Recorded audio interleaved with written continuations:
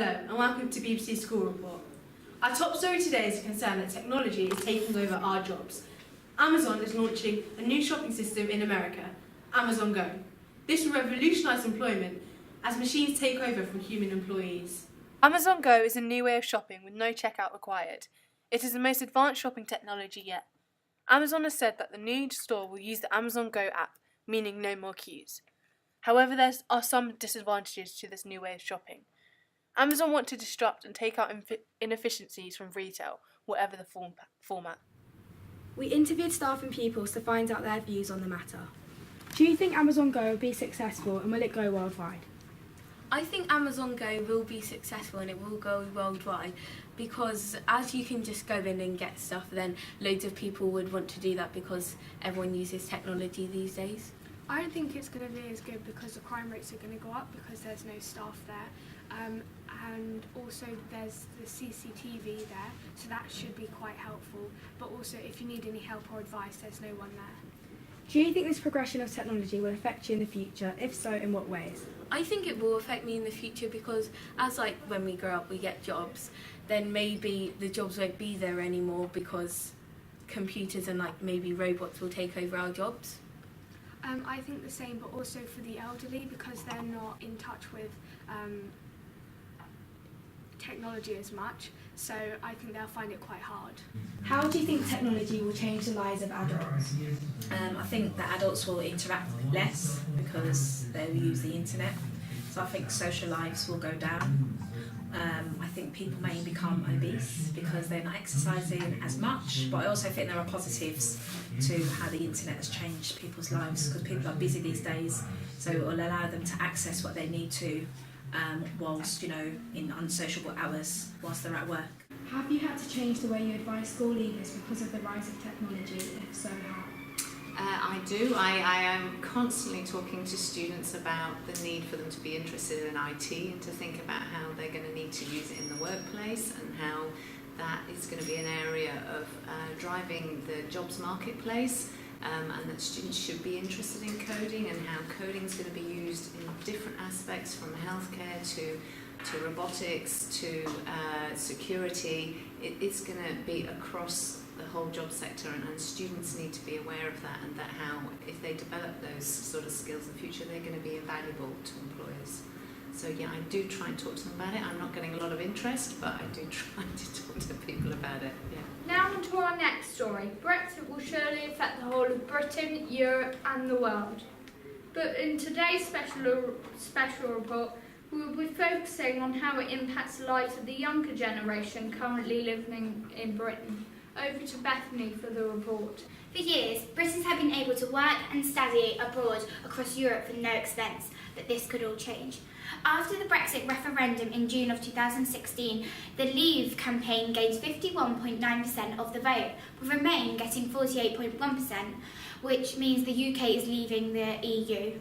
Leaving the EU can mean that we have to buy special visas to travel to other countries, which may impact our ability to acquire certain jobs we want. Earlier today we spoke to two students who had varied opinions on Brexit. What were your reasons for supporting the Remain campaign? Well, I went to Rome to give us economic support. How do you think the result of the referendum will affect your future? Well, it'll be harder to live and work in other countries, and I'll be less likely when I'm older to go to university in other countries. What were your reasons for supporting the Leave campaign? I felt that there weren't enough people coming into the country that were trying to benefit our community, and also that they weren't coming for the right reasons. How do you think the result of the referendum will affect your future? I think it'll affect our future because we'll be able to put more money into funding for education.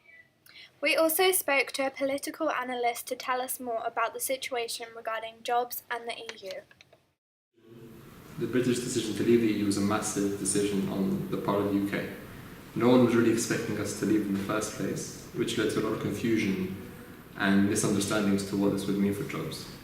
At the moment as it stands, UK citizens are obviously safe because they can still get jobs within the EU, as opposed to EU citizens, which there's a big question mark.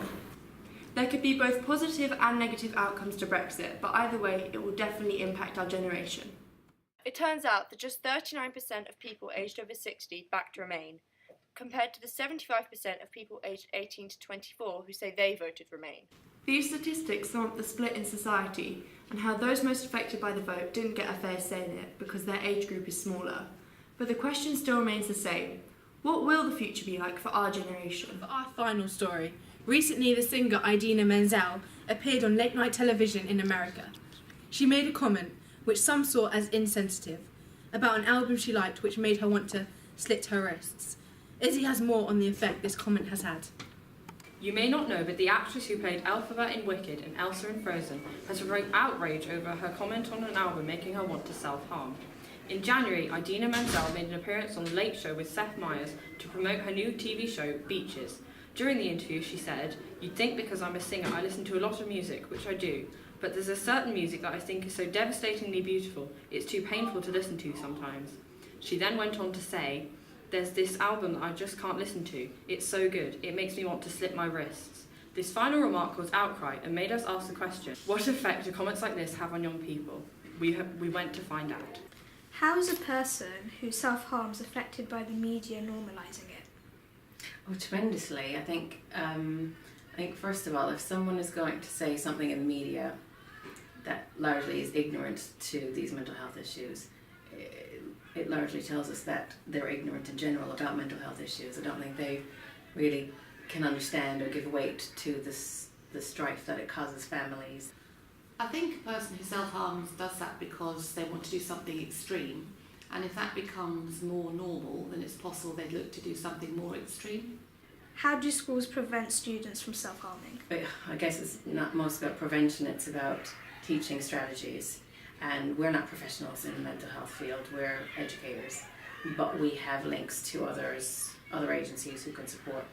So educational psychologists, counsellors, mental health counsellors, clinical psychologists who can provide strategies to help replace the feelings that they're having that are causing them to want to cause harm in various ways. First thing is education. We need to talk to young people and help them to understand the pressures that are out there and help them to be able to deal with it. Does celebrities talking about self-harm and casual conversation affect you? Yes, because it's not a casual thing. It's a lot of struggles with mental health that people have to get there, and it's not something that should be taken lightly or joked about. Do you think that the modern day media negatively affects people of your generation? Yes, because there are so many people who have mental health issues that are linked to the media. It's not useful and it's more dangerous than help. Much of what celebrities say do you believe? Well, I don't really believe any of it, but I know most people do because it's all over the media and it's very popular. So usually the lies kind of spread around. Do you think that the modern day media negatively affects people of your generation? Definitely. I know friends, people that are really close to me that are affected by this, including myself. Health issues are difficult to overcome, but the media normalising it and celebrities zipping it into casual conversation does not help those who are affected by it. After the interview, Idina Menzel apologised for what she said, but is that really enough? Saying things like this can lead to people going to a downward spiral, and apologising can't always stop that. So, will the media stop broadcasting this kind of utterance? Will it ever get better? And with that, back to the studio. Thank you for watching our BBC School Report. Goodbye.